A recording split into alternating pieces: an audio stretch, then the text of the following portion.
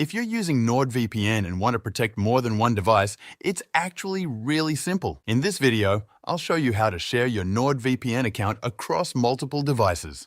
By the way, if you don't have NordVPN yet, there's a link in the description where you can try it out for a great price.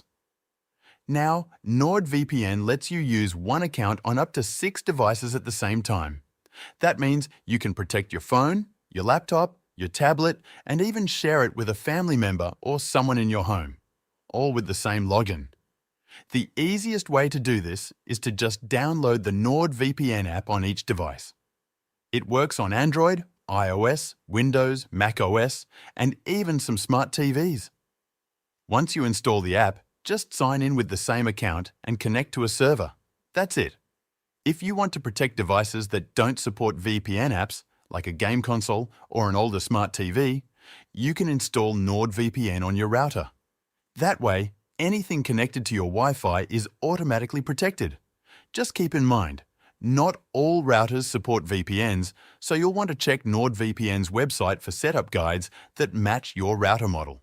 And if you ever hit the 6-device limit, you can simply log out of one device and sign in on another.